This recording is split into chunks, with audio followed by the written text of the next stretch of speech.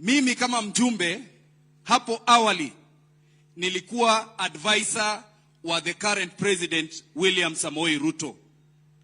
Wakati huo tulikuwa tukitafuta kura, tulisema tutatoa wananchi bottom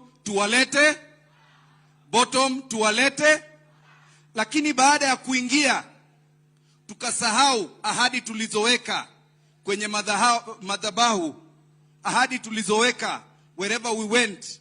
Tukaanza kuongeza ushuru, tumeharibu health sector, tumeharibu education, tunaharibu infrastructure, na sasa wameanza kuuza kampuni za watoto wetu.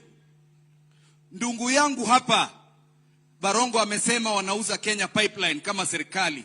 Hizo si kampuni za serikali, hizo ni kampuni za Wakenya, sivyo?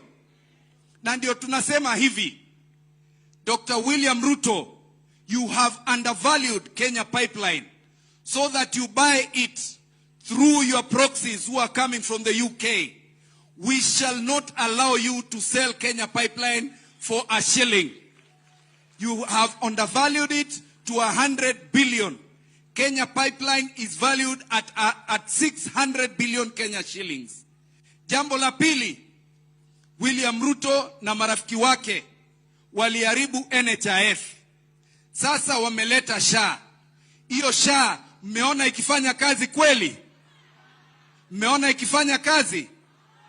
Ndio tunamwambia William Ruto, you hoodwinked Kenyans the last time that you are a God-fearing man, that you will reduce taxes, that you will transform this country. You, however, got into power and started oppressing the very same Kenyans.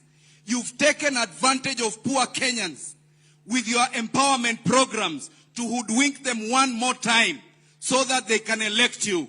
We shall not allow you an extra minute in State House in August of 2027. Sivyo? Ili nimalizie, sisi kama Wakenya na vijana kwa nchi hii, ninawaomba mshike kura kwa wingi. Pesa zile ambazo zinafaa kupeleka watoto shule, wanachukua, wanaenda kufanya nao empowerment. Pesa ya kupeleka watu hospitali, wanachukua, wananunua manyumba Dubai. Na ndio sababu ninawaomba tushike kura kwa wingi, tuweze kubadilisha nchi yetu 2027.